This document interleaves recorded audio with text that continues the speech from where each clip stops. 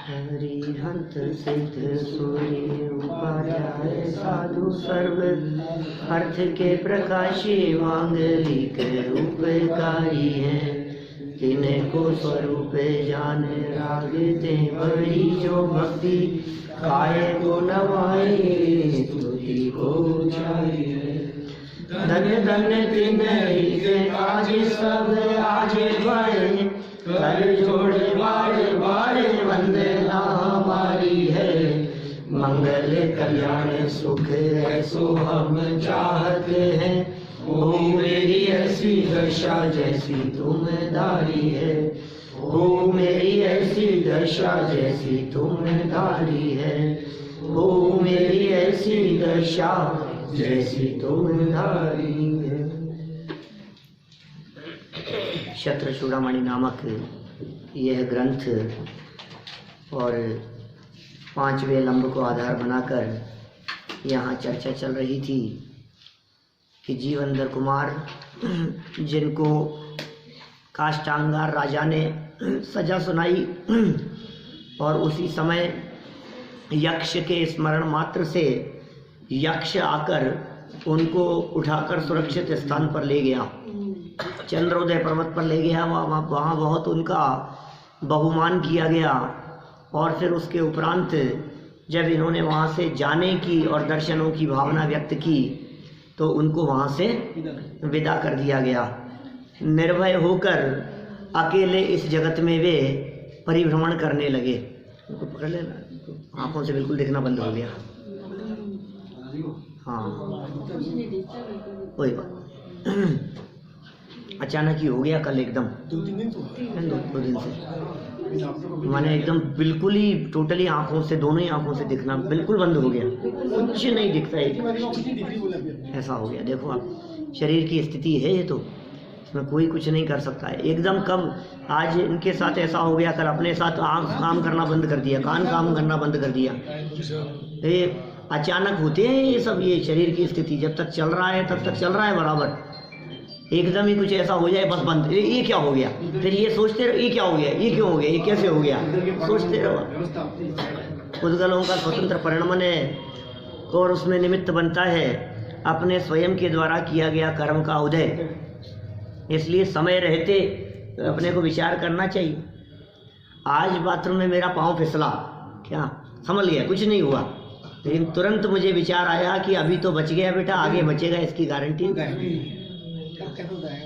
ये बात मैं औरों के लिए नहीं, स्वयं निरंतर विचार करता रहता हूँ इस बात का। ये स्वयं के लिए है कि यदि अभी ऐसा, अभी अच्छा, अभी तो संभल गए, 5 मिनट बाद में दोबारा नहीं फिसलेगा, इसकी क्या गारंटी? क्या 15 मिनट में, एक आध दिन में दोबारा कभी पाँव नहीं फिसल जाएगा सीढ़ियों से, इस बात की गारंटी क्या है? और यदि फिसल गया और हड्डी टूट गई है या 2-4 महीने के लिए बिस्तरों में पड़े रहे तो इसमें क्या है? किसी का भी हो सकता है ना, आपके साथ हो गया ऐसा, किसी के साथ भी कुछ भी हो जाता है। आवाज चले गई तो मतलब मैंने पिछले जन्म में पिछले भाव में किसी की आवाज बंद करी थी, ऐसा नहीं, बहुत तरह की बातें हैं। देखो बिल्कुल इन कर्म सिद्धांत की बातों को ऐसा नियम पूर्वक नहीं लगाना चाहिए कि किसी से, हमने किसी की आंखें खराब की थी तो फिर हमारी आंखें किसी ने खराब कर दी, हमने किसी की जबान बंद की थी तो हमारी जबान चलेगी, ऐसा भी कुछ नहीं है। लेकिन कुछ ना कुछ अपने द्वारा किए गए थे गलत कार्य। हाँ, यदि नीतिकारों से बात करोगे तो वो तो यही कहेंगे कि देखो तुमने कभी किसी के साथ ऐसा किया होगा इसलिए तुम्हारे साथ ऐसा हुआ है। आपके साथ कैसा हुआ? बहुत तरह की परिस्थितियां बनती है। ज्ञानी और अज्ञानी की मनोदशा का चित्रण कल हमने यहाँ पढ़ा था कि भाई देखो, अज्ञानी जीव संग में रहना चाहता है, भीड़ में रहना चाहता है और संपत्ति के मिल जाने पर हर्ष करता है और संपत्ति के चले जाने पर विषाद करता है। यह अज्ञानी की दशा है। लेकिन होकर सुख में मग्न न फूलें और दुख में कभी न घबरावें, ये ज्ञानी की स्थिति होती है। ये कथन मात्र के लिए नहीं है, कहने मात्र के लिए नहीं है। ज्ञानी का जीवन ही इसी प्रकार का होता है। देखिए, अब हाथियों को बचाने की भावना, इसका मतलब कुछ ना कुछ उपद्रव हाथियों का वहाँ चल रहा है, इन्हें बचाने की भावना उत्पन्न हुई। 261 नंबर पेज है। अरण्ये क्वचिदालोक्य वनदावेन वारितान् दह्यमानान् सौम्यस्त्रांतो नच्छिदेन कपान।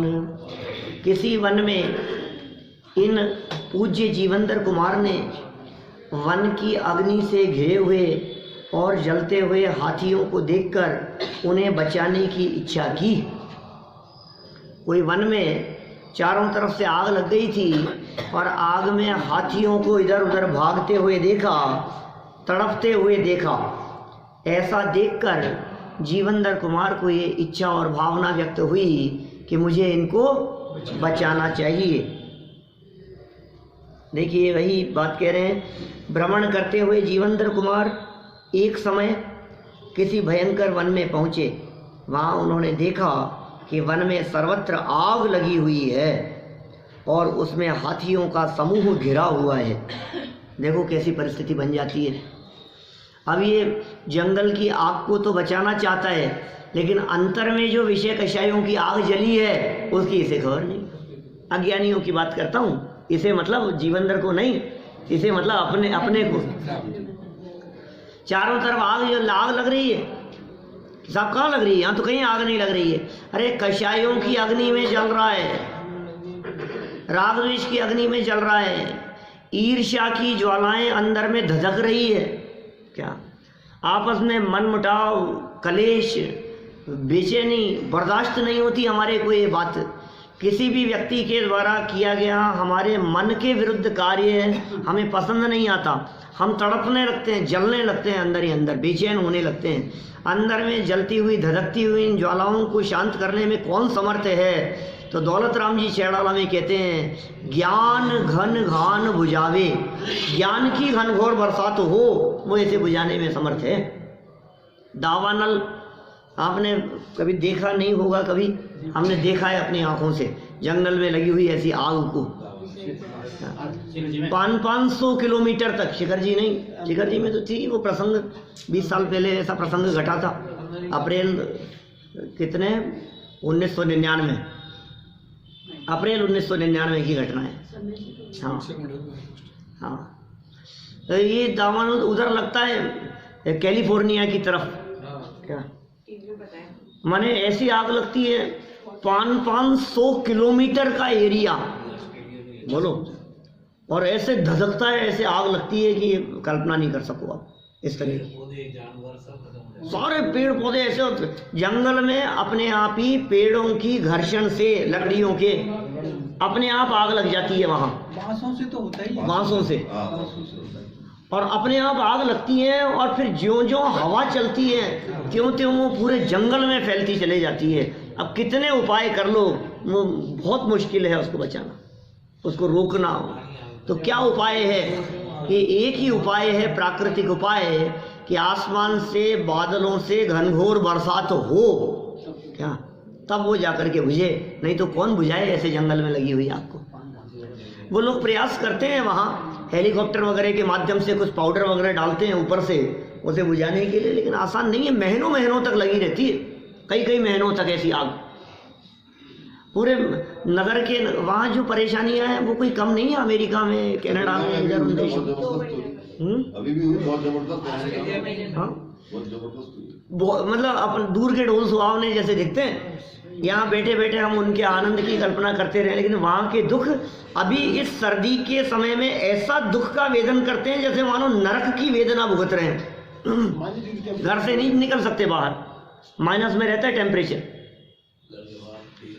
घर से रोड पर बर्फ जमी रहती है 5-5 फीट 4-4 फीट तक। क्या करो आप, कैसे जीवन बिताते हैं वो, क्या हालत होती है। पैसा भी मिलता है कहते हैं वो लोग, खुद कहते हैं ये बात। हम यहाँ बात कर रहे थे, लेकिन जंगल की अग्नि के संदर्भ में, जंगल में लग गई आग। इस भयानक अग्नि में हाथी, हिरण, ऐसे जो पशु वहाँ विचरण करते हैं, उनकी बेचारों की क्या हालत हो रही होगी। जीवंदर कुमार के हृदय में ये भावना आई हुई कि जंगल में लगी हुई इस आग से हमें हाथियों को बचाना चाहिए। देखिए, विश्व बंधु जीवंदर कुमार के मन में हाथियों को जलते हुए देखकर दया उत्पन्न हुई और उनको बचाने की भावना हुई। ये धर्मात्मा जीवों का ऐसा ही स्वभाव होता है। वे किसी व्यक्ति को पीड़ित नहीं देख पाते, वे स्वयं की भी पीड़ा को दूर करने का उपाय करते हैं और जगत जनों की भी पीड़ा को दूर करने का निरंतर उपाय करते हैं। अज्ञानी की स्थिति कैसी है? जो पर पीड़ा को देखकर सिर्फ पर की ही पीड़ा को दूर करने का उपचार करे, वो पुण्यात्मा। क्या? जिसे पर की पीड़ा न सुहाए, वो पापात्मा। पर की दिमाग न सुहाए का मतलब उसको देख करके करुणा ना आवे जिसके हृदय में, तो पापी है। क्या? हाँ, खुश हो जाए, दूसरे की पीड़ा को देख करके आनंद माने, उनकी तकलीफों को देख करके उन्हें दूर करने का विचार मात्र, विकल्प मात्र भी न आवे, वे तो पापात्मा। और जिनके हृदय में दूसरों को तकलीफ में देखकर उन्हें बचाने की भावना उत्पन्न हो, उनका यह परिणाम उनके पुण्यात्मापन का सूचक है। लेकिन इससे भी ऊपर उठकर जो अपने आप को भव समुद्र में डूबने से बचाने के लिए उन्मुख होते हैं, सच में वे होते हैं धर्मात्मा। दूसरों की पीड़ा से तो बहुत बार बचाने का प्रयास किया। करुणा तो कोई जैनियों की बपौती थोड़ी न है, ये करुणा तो हिंदू मुसलमान सबके हृदय में देखी जाती है। इसलिए ये धर्म नहीं है। आपने गायों को बचा लिया, बछड़ों को बचा लिया, कत्ल खाने बूचड़ खानों में जाते हुए जीवों को बहुत बचाया आपने, ये कोई धर्म का काम नहीं है, बहुत बड़ा धर्म नहीं हो गया। ये बात तो आप अन्य मतियों को भी समझाओ ना। उधर मलेशिया में कैडबरी बैन हो गई थोड़े समय पहले, इसलिए बैन कर दिया गया कैडबरी चॉकलेट, है ना, इसलिए बैन कर दिया गया, मुस्लिम कंट्री है, इसलिए कर दिया गया कि उसमें ये सूअर की चर्बी मिली है। क्या? और सूअर की चर्बी मिली, और ये जो मुसलमान लोग दूसरे जीवों का मांस खाते हैं, वे भी सूअर का मांस नहीं खाते, ऐसा कहते हैं। क्या? ऐसा कहते हैं। पूरे देश में बैन लगा दिया गया उसको, फिर नहीं चलेगा। तो बोलो उनके हृदय में भी सूअरों के प्रति करुणा तो है ना, वो किसी उसका रूप मानते हैं कुछ, बोले ये नहीं उनकी दृष्टि से, उनके यहाँ सूअर पूज्य है। बोलो, जैसे यहाँ हिंदू संस्कृति में गायों को पूज्य माना जाता है। किसी जीव को बचा लेना कोई बहुत बड़ा काम नहीं है। किसी भी व्यक्ति के अनेक बार ये पुण्य का परिणाम करके ये जीव स्वर्ग में चला गया, अनंत अनंत बार इस तरह के शुभ भाव किए हैं, औरों के प्रति करुणा भाव आया है, लेकिन स्वयं के प्रति करुणा का परिणाम कभी नहीं आया। अपने ऊपर भी दया, ये सोच रहा है मैं इनको बचा लूं, हिरण को बचा लिया, चींटी को बचा लिया, मक्खी मच्छरों को बचा लिया, ये इन प्राणियों की विराधना नहीं हो, बचा लिया, कितना महान काम कर दिया हमने। 5 मिनट लेट क्यों हो गए? क्योंकि बाथरूम में 5 मिनट तक आई हुई चींटी को निकालने में टाइम लग गया। जब तक वो थी तब तक नहा नहीं सकते थे। कितनी कोशिश करी, बाहर निकले, फिर एक कागज लेकर के आए, फिर उसको कागज में ला करके फिर उसको धीरे धीरे से उठाया, फिर इधर से उधर भाग जाती है, फिर उधर भाग जाती है, फिर उसको जैसे तैसे करके निकाला, फिर नहाए हम, तो कितना संतुष्टि होती है अपने को, यार हमने बचा लिया, आज मरने नहीं दिया। कि सुन, तूने चींटी को तो बचा लिया, लेकिन अपने आप को चींटी होने से कब बचाएगा?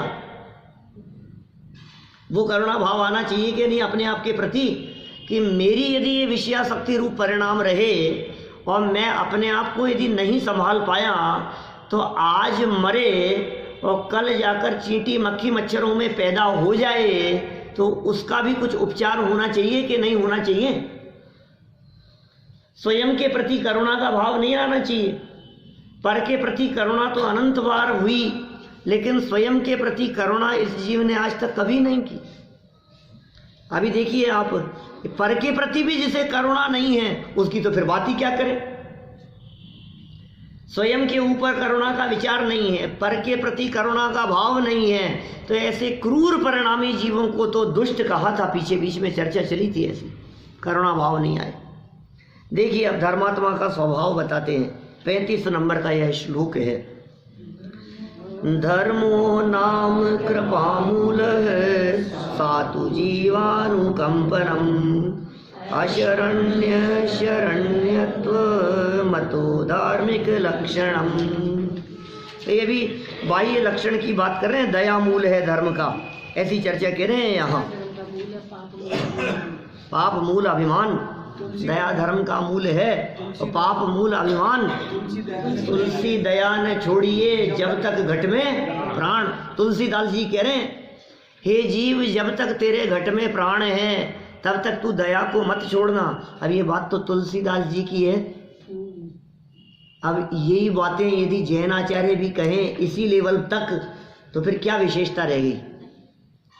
जैनियों की अहिंसा, जैनियों की करुणा, जैनियों की दया, ये जैन दर्शन, ये उस लेवल से शुरू होता है जिस लेवल पर आकर के अन्य मतावलंबियों की दया और करुणा की भावना विराम लेती है। जिस लेवल पर पहुंची है ना अन्य मतावलंबियों की, वहां से तो जैन दर्शन का करुणा दया की शुरुआत होती है। इस बारीकी में जाकर के बात करता है। जहाँ जिन चीज़ों का त्याग करके, कुछ कपड़े लत्ते ग्रहण करके, जो सारे जगत में लोग समझते हैं हम त्यागी हो गए, घर बार छोड़ दिया। अरे जैनियों का त्याग तो उनके त्याग से शुरू होता है, कपड़े लत्ते छोड़ने से। मैंने जैन दर्शन का त्याग, और वो नहीं, उसके भी अम्मा जो अंदर बैठे हैं, राग और मोह परिणाम, असली में तो उसका त्याग वहां से चर्चा शुरू होती है। देखिए नीतिकार कुछ बात कहते हैं। दया का अभाव है। हाँ। तो दया का अभाव, दया का अभाव है, दया सहज ही दया पलती है उनसे, है ना। का हाँ, दो तरह की बातें हैं। कहीं कहीं जिनागम में दया की प्रमुखता की बात करते हैं, और कहीं निर्दयता होने को श्रेष्ठ बताते हैं। वहाँ निर्दयता का अर्थ भी सर्वोत्कृष्ट दया है, ऐसा समझना चाहिए। सिद्ध भगवान के लिए, सिद्धों के लिए शब्द मिलता है इस तरह का, निर्दया है, निर्दय हैं हमारे सिद्ध।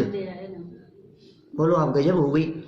सिद्ध चक्र विधान में संत लाल जी कवि ने आज के लगभग 200 साल पहले ऐसे शब्दों का प्रयोग किया। निर्दयाय नमः, ओम ह्रीं श्री सिद्ध परमेष्ठी निर्दयाय नमः अर्घम निर्वपामी थी। सिद्ध परमेष्ठी को निर्दय कह करके पुकारा कि हाँ निर्दयी हैं वो। क्यों है सिद्ध भगवान निर्दयी? क्योंकि वे जगत के जीवों को भव समुद्र में डूबते हुए देखकर भी रंच मात्र भी उनके प्रति दया नहीं करते, निर्दयी। अपने राग द्वेष के परिणामों के प्रति निर्दयी हो गए। हाँ, कोई दया का भाव नहीं है। किसको बचाएं और क्यों बचाएं, ये बताओ। मैं क्यों बचाऊं, क्यों बचाऊं मैं तुम्हारे को? अब जड़ कर्मों के प्रति स्थिर हो गए हैं, अब उनसे कोई लगाव नहीं। हाँ, कितने उदय में। बिल्कुल सही बात। शरण जो अपराधी को दे, अरे अपराधी वह भगवान। शरण जो हत्यारे को दे, अरे अपराधी वह जजमान, मजिस्ट्रेट। बोलो, हत्यारे को किसी ने शरण दे दी है। ये संजय दत्त काहे को फंसा रहा इतने लंबे समय तक? अपराधियों से संपर्क है इसका, इसने शरण दे रखी है, हथियार मिल गए, नाम आ गया है इसका, है ये तो उससे मिला हुआ है, अंडरवर्ल्ड से इसके संपर्क है। तो ये आपके संपर्क यदि अपराधी से हैं तो आप अपराधी सिद्ध हो गए, अपराधी हो गए। भगवान का अपराधियों से क्या लेना देना? अभी तो हो गया बरी। इसका अर्थ है कि अदया का अभाव में हिंसा नहीं करना, ब्रैकेट में से लिखा हुआ है। हाँ, ऐसा ही है ना भाई। ये पूछ रहे हैं अदया माने दया के विपरीत पना, उसका अभाव, इसका मतलब दया सहित होना। बस तो सीधी सी बात है। वो कौन सी दया? स्वदया प्रमुख है। यहाँ तो नीतिकारों की बात कह रहे हैं जो जन सामान्य के ऊपर भी लागू होती है, जगत जनों के ऊपर भी लागू होती है। दया है मूल जिसका, वह धर्म है। क्या धर्म का मूल है दया। हाँ, और जीवों की रक्षा करना ही दया कहलाती है।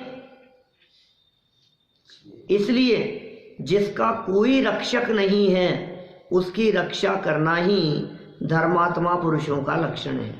दया क्या कहलाती है भाई साहब? भैया दया क्या कहलाती है? क्या वाक्य लिखा है यहाँ? नहीं, जीवों की रक्षा करना ही दया कहलाती है कि भाई जीवों की रक्षा हो, जीवों की रक्षा हो, ये दया है। अब मेरा ये पूछना है कि तुम्हें जीवों की रक्षा करना दया दिखता है, तुम अपने आप को जीव मानते हो कि नहीं? समझना बारीकी से बात। बाकी के जीवों की जैसे हमने कहा कि जीवों की रक्षा करना दया है, आपको क्या दिखा? अरे जीवों की रक्षा करो, जीवों की रक्षा करो, जीवों को बचाओ। अरे तुम खुद भी जीव हो ना।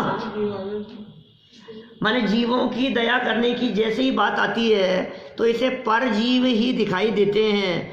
मैं स्वयं भी जीव हूँ और पर दया के साथ साथ में स्वयं जीव होने से अपने ऊपर भी दया की जानी चाहिए, इस और इस व्यक्ति का ध्यान ही नहीं जाता। दया करो पहले अपने पर। कितनी सुंदर पंक्तियां हैं वो बड़े पंडित जी। जो अपना उपकार करते हैं उनसे जब उपकार बन जाए। हाँ, दया करो पहले अपने पर, सबसे पहले अपने ऊपर दया, करुणा सबसे पहले अपने ऊपर। अरे जिसको अपने ऊपर करुणा नहीं है वो जगत के ऊपर क्या करुणा करेगा? तो यहाँ यह परिभाषा कही, इसलिए जिसका कोई रक्षक नहीं उसकी रक्षा करना ही धर्मात्मा पुरुषों का लक्षण है। दया ही धर्म का मूल है और जीवों की रक्षा करना ही धर्म है। आरक्षित जीवों पर दया करना धर्मात्मा का लक्षण है। आरक्षित अपने नज़दीक आए हुए रक्षा के लिए ऐसे जीवों पर विशेष अर्थ देखिए। जीवेंद्र कुमार ने जब जंगल में चारों ओर से घिरे हुए आरक्षित नहीं, रक्षा से रहित आरक्षित हाथियों को भयंकर आग में जलते हुए देखा तो उन्हें बचाने की इच्छा हुई, पर करें क्या? सामान्य अल्प अग्नि हो तो उसे बुझाना सुलभ है, पर जंगल की आग को कैसे बुझाएं? जंगल में लगी है आग।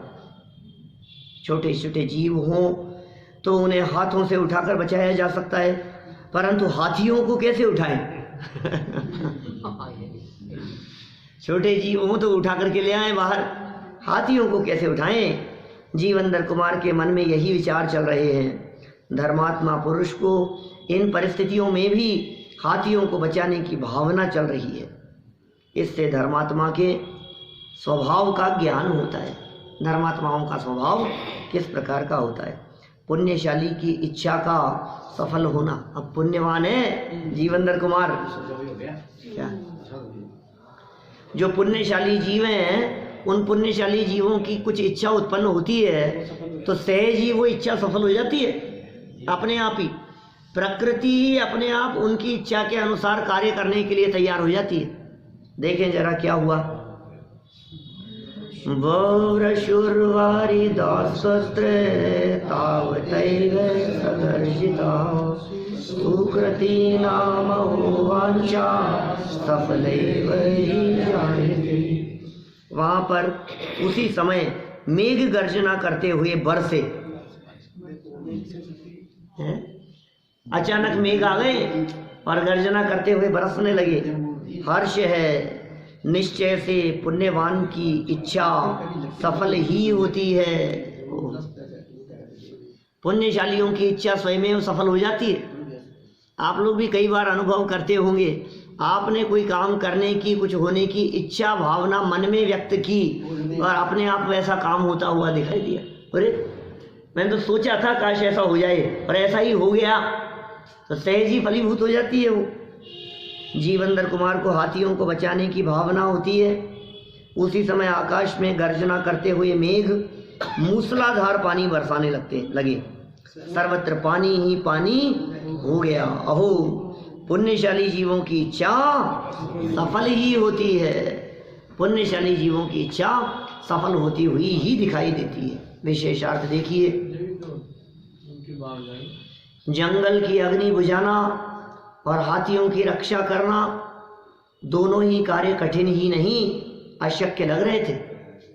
न तो आग बुझाई जा सकती है और न हाथियों को वहां से बाहर निकाला जा सकता है। सब अशक्य, शक्य माने करने योग्य, अशक्य माने नहीं किए जा सके ऐसे लग रहे थे, किंतु सहज सफल हो गए। पुण्य का महत्व ही ऐसा होता है। दिशः कामान दुहंति च, अर्थात दिशाएं भी पुण्यवानों की इच्छा सफल करती है। सागर धर्मामृत की ये पंक्ति दे दी, 4 अध्याय का श्लोक है। क्या कह दिया? दिशः कामान दुहंति च, दिशा माने दिशाएं, कामान इच्छाओं को, दुहंती पूरा कर देती हैं, सफल कर देती हैं। गजब स्वरूप है भाई। हाथियों की रक्षा से संतुष्ट हुए। आगे देखिए आप क्या कह रहे हैं। अनेक पान सौवीक्ष रक्षितान प्रपत्तराम, स्वयं त्वासि समय स्वामी स्वस्य बंध विमोक्षयो।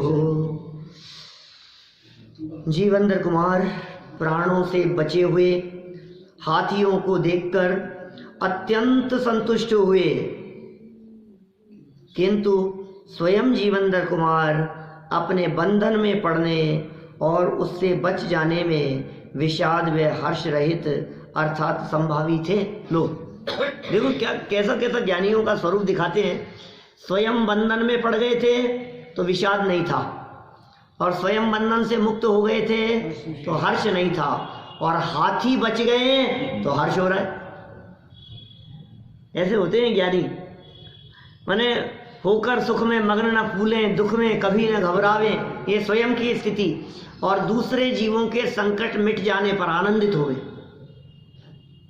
दूसरे दुखी न होवे, ये बात विचार करके चित्त में अत्यंत अपूर्व आनंद आवे।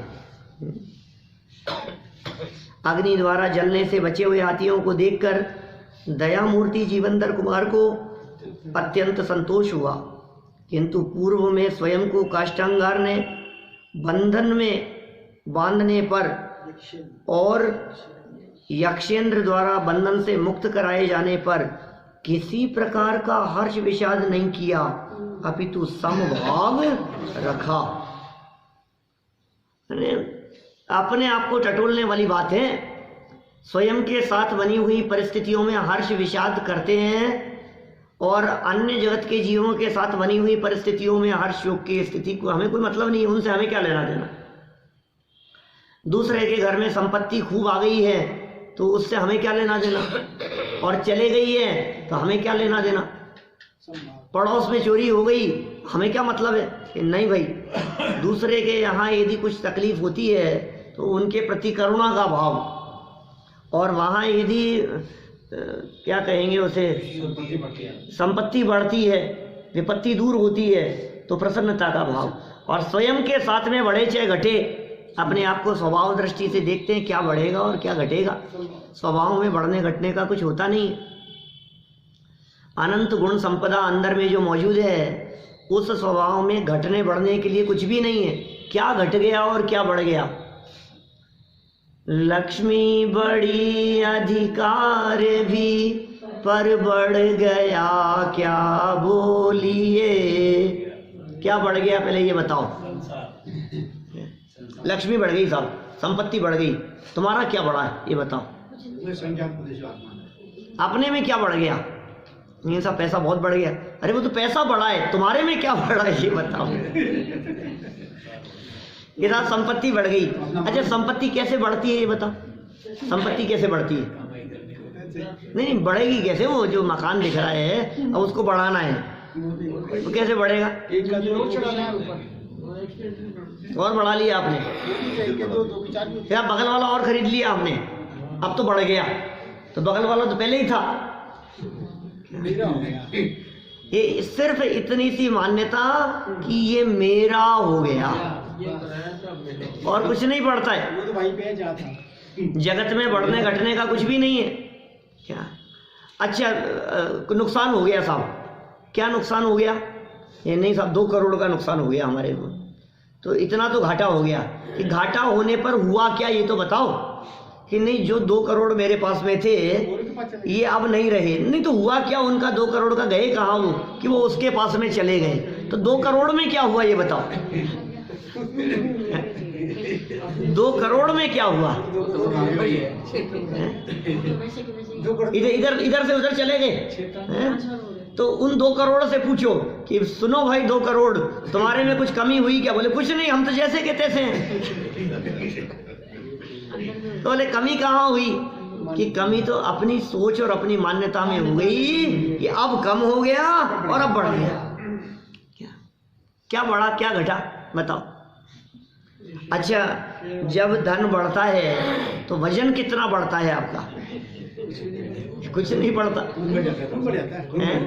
धन के बढ़ने से खून के बढ़ने का संबंध नहीं है। क्या? और चले गया तो कितना कम हो गया? उसके चले जाने से और उसके आने से नहीं घट रहा बढ़ रहा है। इसकी मान्यता में ये बात बैठी है कि मुझ में कुछ घट गया और बढ़ गया। अपने इस अभिप्राय से सुखी दुखी होता है। जगत में घटने बढ़ने का कुछ है ही नहीं। क्या चीज घटी? अच्छा बतलाओ, आपके बर्तन में कोई लड्डू रखे थे, वो बर्तन में रखे हुए लड्डू आपने उस बर्तन को खाली करने के लिए किसी दूसरे बर्तन में रखे, तो बतलाओ लड्डू कम हुए कि नहीं हुए? इसको खाली करके हमने इधर से इधर कर दिया तो खत्म हुए कि नहीं हुए? कि ये तो खाली हो गया, कि ये खाली हो गया तो ट्रांसफर हो गया इधर। माने जगत में जितनी वस्तुएं हैं उन वस्तुओं में घटत बढ़त होती ही नहीं है। ये बात आप उससे पूछ सकते हो जिसके पास में जगत की सारी वस्तुएं रखी है। कौन है भाई साहब? आकाश। सकल द्रव्य को वास जास में, सारे जगत के पदार्थ किसके पास हैं? आकाश में है। सारे जगत के पदार्थ आकाश में हैं। अब जरा आकाश से पूछो कि भैया बतलाओ कितने परमाणु तुम्हारे पास में बढ़ गए? बोले अनादि काल से जितने परमाणु हैं उतने ही हैं, एक भी घटा नहीं। कुछ बढ़ गए कि एक भी बढ़ा नहीं। एक परमाणु मात्र भी आज तक अनादि काल से कभी इस विश्व में, इस धरती पर, धरातल पर कभी बढ़ा नहीं है और कभी घटा भी नहीं। इस सृष्टि में कहीं नहीं। तो निगोद भी यही था ना, इस जगत में ही, 3 लोक में। कहाँ बढ़ गया और कहाँ घट गया? ये घटने और बढ़ने की मान्यता हमारी खोटी मान्यता है। वस्तु स्थिति अंश मात्र भी ऐसी नहीं है। देखो आप, इसलिए हर्ष विषाद में संभाव रखते हैं, क्या घटे और क्या बढ़े। सज्जनों का सहज स्वभाव बतलाते हैं। देखिए आप कैसा स्वभाव है। संपदा पद्वये स्वेषां संभावा ही सज्जनः परेषां तु प्रसन्नाश्च विपन्नाश्च निसर्गतः। निश्चय से सज्जन पुरुष अपनी संपत्ति और विपत्ति में मध्यस्थ भाव वाले होते हैं। क्या? संपत्ति और विपत्ति में मध्यस्थ भाव वाले होते हैं, किंतु दूसरों की संपत्ति और विपत्ति काल में स्वभाव से ही वे सुखी और दुखी होते हैं। क्या कह दिया? स्वयं की संपत्ति विपत्ति काल में तो संभाव, और दूसरों के संपत्ति विपत्ति काल में सुखी दुखी होते हैं। दूसरों के दुख में समदुखी। आप भी थोड़ी सज्जनता का परिचय देते हुए क्या कहते हैं? किसी के यहाँ किसी के गमी हो गई, वियोग हो गया, मरण हो गया किसी का, तो आप क्या क्या लिखते हैं उनको? आपके दुख में समदुखी, आपके दुख में दुखी। ये सज्जन लोग इस तरह की भाषा का प्रयोग करते। तो ये सज्जनों की बात यहाँ कह दी। देखिए, सज्जन पुरुष नियम से अपने सुख दुख में हर्ष विषाद नहीं करते, समता भाव धारण करते हैं और दूसरों के सुख दुख में स्वाभाविक रूप से सुखी दुखी होते। स्वयं के उसमें तो हर्ष विषाद करते नहीं हैं और दूसरों के सुख दुख में स्वाभाविक रूप से सुखी दुखी होते हैं। देखिए विशेषार्थ, जिन धर्म के अनुसार तो सम्यक दृष्टि समदृष्टि जीव ही सज्जन है, वही धर्मात्मा है। माने जितने जगत में दान देने वाले दिखते हैं, पूजन भक्ति आराधना करने वाले दिखते हैं, बड़े बड़े अनुष्ठान करने कराने वाले दिखते हैं, वे सब अपने आप को धर्मात्मा समझते हैं।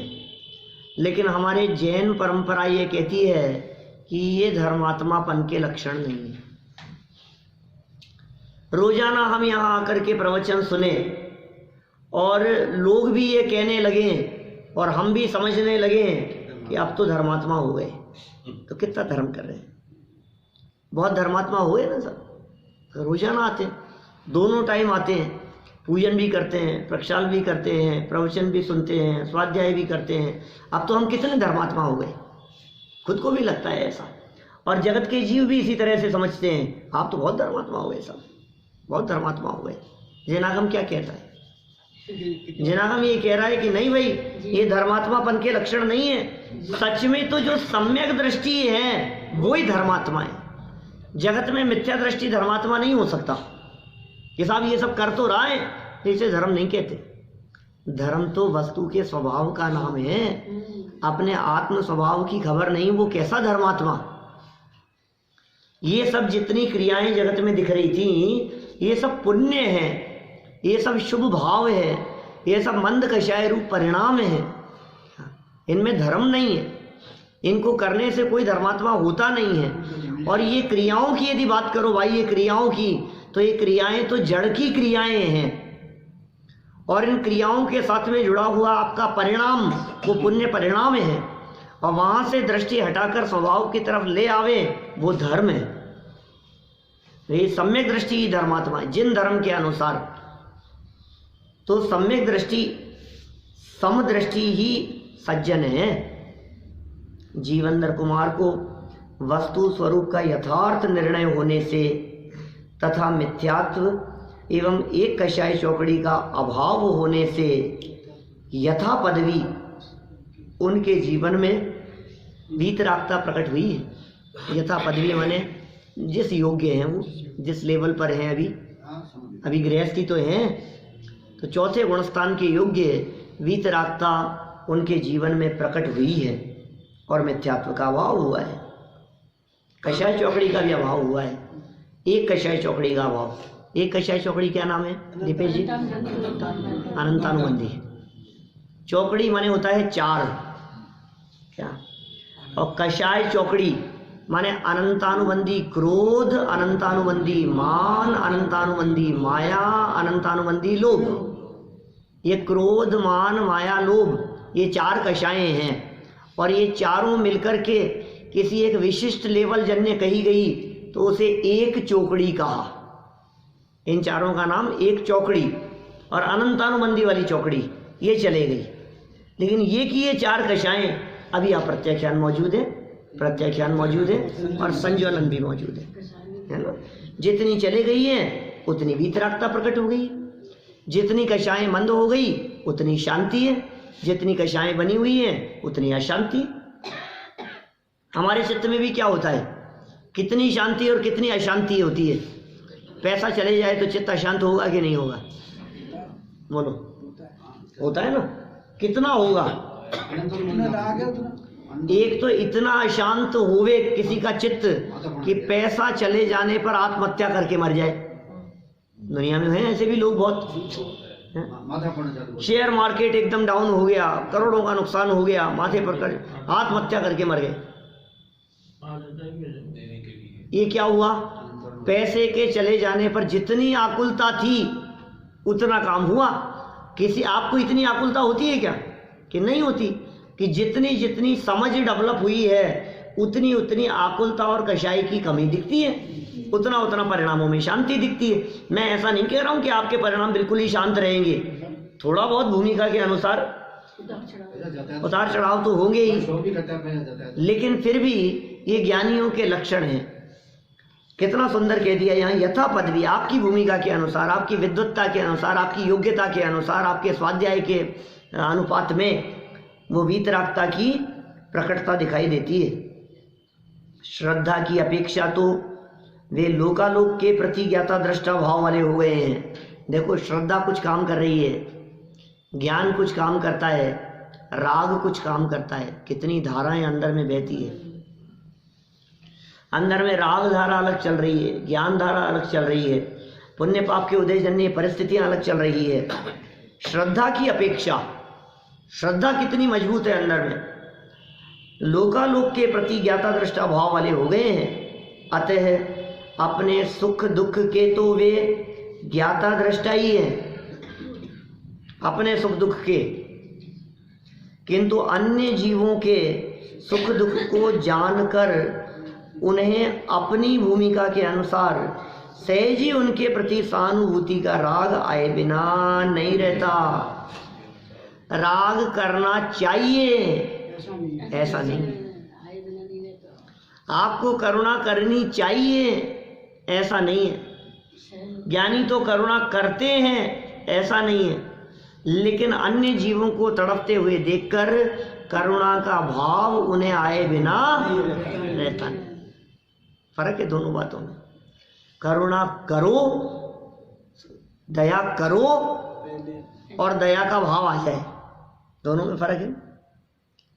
जब हमने इनको बचाया, तुम क्या बचाओगे, बचाने का भाव आ गया। किसी के बचाने से तो कोई बचता ही नहीं है ना, किसी के मारने से तो मरता ही नहीं है ना। ये जो सच्चाई है, ये सच्चाई श्रद्धा के लेवल पर सबसे पहले मजबूत रहे कि मारने से मरता नहीं और बचाने से बचता नहीं। मैं मार सकता हूँ, ये मान जा। सर्वं सदैव नियतं भवति स्वकीय कर्मो दयान मरण जीवित दुख सौख्यम अज्ञान मेत दिह्यतु परः परस्य कुर्यात् पुमान मरण जीवित दुख सौख्यम।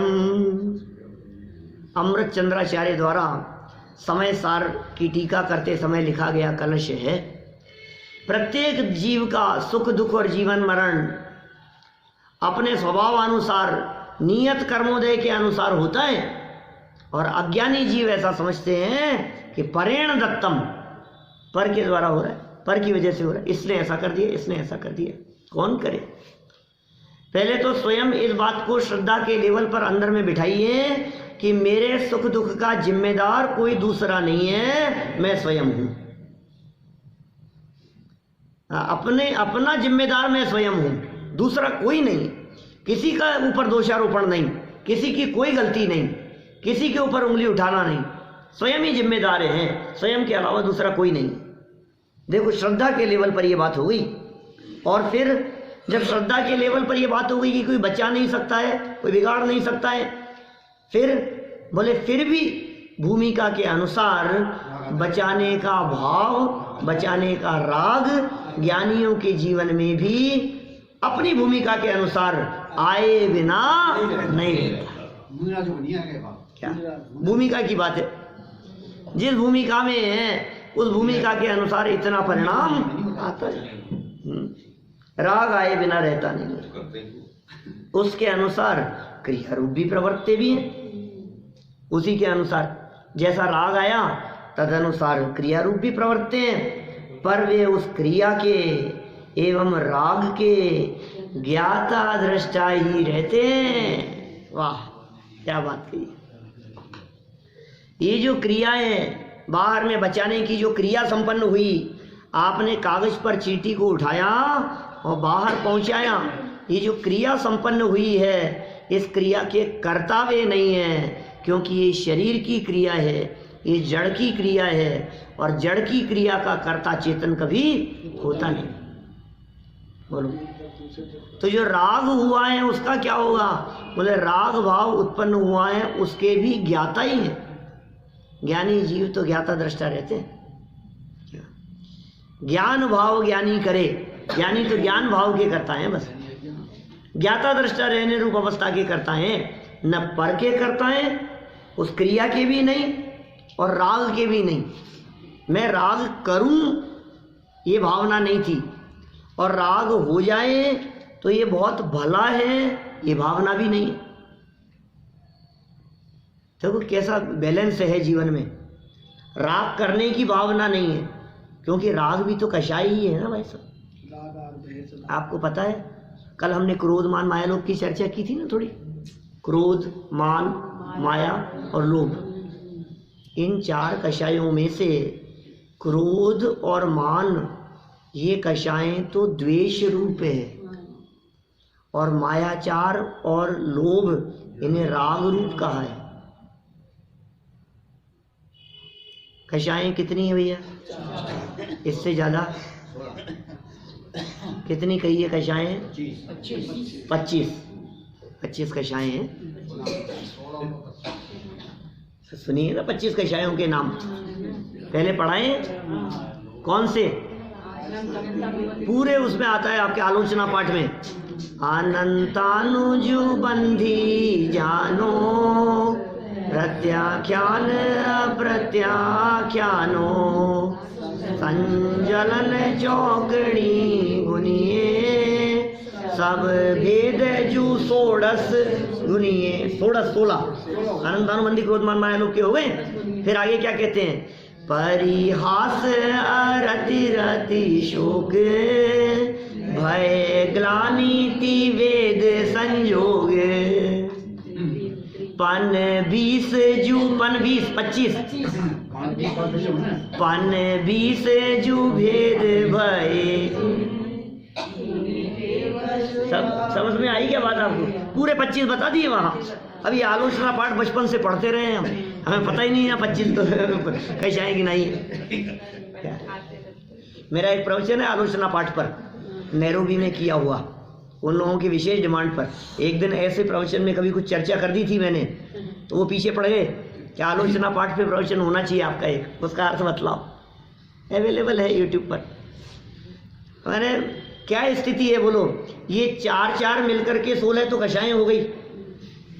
फिर परिहास हास्य, फिर अरति और रति, फिर शोक, फिर भय और ग्लानि, और 3 वेद, त्रिवेद संयोग। 6 और 3 9 ये हो गए, तो 16 और 9 25। अब इन 25 कषायों में से 13 कषायें तो राग रूप है और 12 कषायें द्वेष रूप है। इन 25 में से अभी तो समय हो चुका है अपना, 2 मिनट ज्यादा हो गए हैं। इन 25 में से 13 राग रूप और 12 द्वेष रूप। इसका मतलब यह है कि जो राग भाव है यह भी कषाय है। क्या कहा? ये मोटी मोटी बात 1 मिनट में खत्म करता हूं। ये जो राग भाव उत्पन्न हुआ है, चाहे बचाने का राग हो, चाहे करुणा का राग भाव हो, असली बात तो यह है कि राग भाव भी कषाय हैं। इसलिए ज्ञानी जीव ये राग को भी करने की भावना नहीं भाते, होता है उनकी भूमिका के अनुसार, वे सहज उस भाव के ज्ञाता दृष्टा होते हैं। यह बात यहाँ कही है, विशेष चर्चा कल करें। इसलिए निर्बंध है इसलिए ज्ञानी